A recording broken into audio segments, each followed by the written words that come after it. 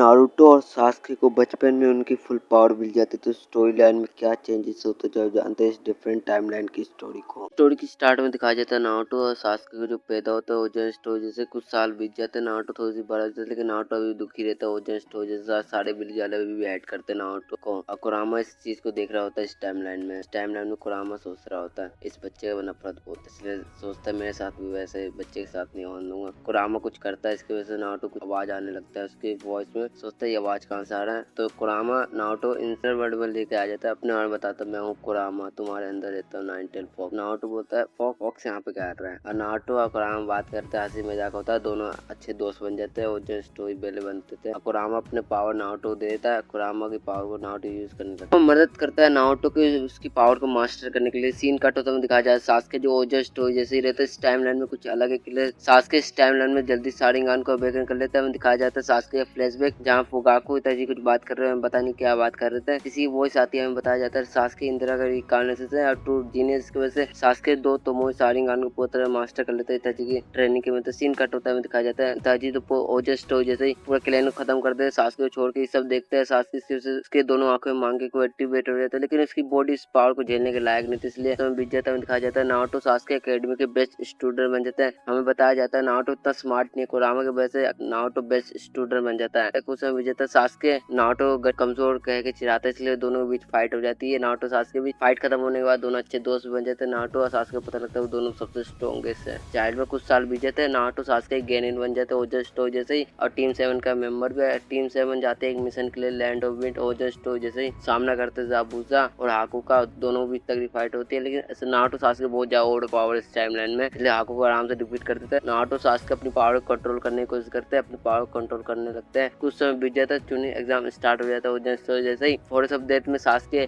अपना आमद राज ओरोचिमारू से फाइट करता है। ओरोचिमारू बोलता है तुम बहुत ज्यादा स्ट्रॉन्ग है, इसलिए ओरोचिमारू वहां से भाग जाता है। कुछ समय बीत जाता है, टोनी एग्जाम का टूर्नामेंट स्टार्ट हो जाता है। नारुतो की फाइट होती है नेजी से, नेजी को डिफीट कर देता है। सास्के की फाइट होती है गारा से और गारा को डिफीट कर देता है सास्के। कुछ समय बीत जाता है, इताची और किसामे आते हैं, कोनहा और इताची सास्के के बीच फाइट होती है लेकिन इताची अब हरा देता है सास्के के लिए, उसके बाद एक्सपीरियंस ज्यादा है। समय बीत जाता है, हमें दिखाया जाता है सास्के जो इताची से हारने के बाद बहुत निराशा में होता है लेकिन उसे ओरोचिमारू की बात याद आता है, इसलिए लीव विलेज छोड़ के ओरोचिमारू के पास जाता है। नारुतो को बात पता लगता है, नारुतो सास्के के पीछे जाता है, दोनों मिलते हैं और दोनों के बीच फाइट स्टार्ट हो जाती है। ये वाला फाइट नारुतो जीत जाता है लेकिन इन दोनों डेथ के करीब आ जाते हैं। नारुतो सास्के मरने वाले होते हैं तभी उन दोनों के माइंड में हागुरो में पेड़ होते हैं, अपने बारे में बताते हैं, अपना चक्र नारुतो सास्के को दे देते हैं और रियल वर्ल्ड में ककाशी आ जाता है और नारुतो सास्के की बॉडी को लीव विलेज में वापस लेके आ जाते हैं और नारुतो हॉस्पिटल में होते हैं और नारुतो सास्के के पास सेज ऑफ सिक्स पाथ का चक्र आ जाता है और नारुतो के पास भी। इसकी वजह से दोनों अच्छे दोस्त बन जाते हैं और नारुतो सास्के कोनोहा के अंदर ही ट्रेनिंग करते हैं, स्टार्ट कर लेते हैं कोनोहा। अब हमें दिखाया जाता है नारुतो कोनोहा के अंदर रह के